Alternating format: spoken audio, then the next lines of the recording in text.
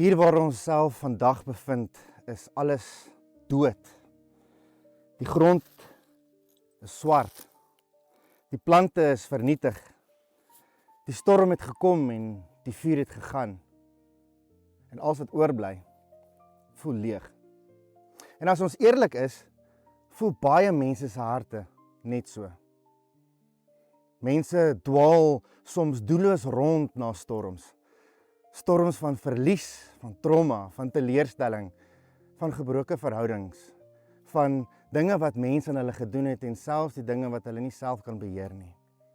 En dalk kyk jy vandag na jou eie lewe en jy dink, kan daar ooit enigiets weer hiervan mooi word?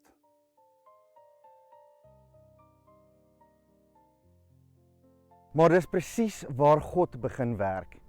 Die Bybel sê in Jesaja 61 van vers 3, om aan hulle te gee 'n kroon in plaas van as, vreugdeolie in plaas van rou. 'n Kroon in plaas van as.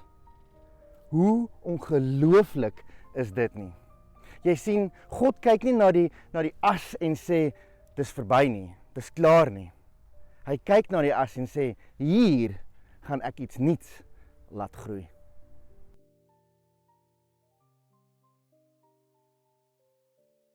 Dis waarvoor Refoa staan. Refoa beteken genesing, herstel en heelmaak.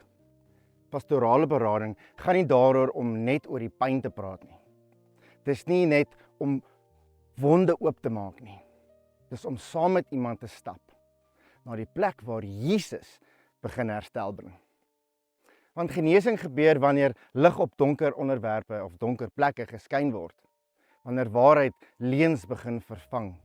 En wanneer iemand uiteindelik veilig genoeg kan voel en te sê, dis hier waar ek seer gekry het.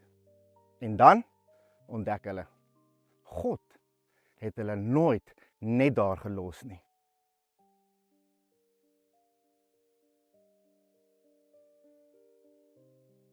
Kyk na die natuur.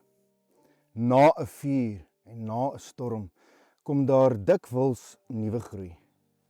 Vars groen, hoop, lewe. En dalk is dit presies wat Jesus vandag vir jou wil sê. Jy is nie wat met jou gebeur het nie. Jou pyn is nie jou eindbestemming nie. En jou storie eindig nie in die as nie. God is steeds besig om te herstel.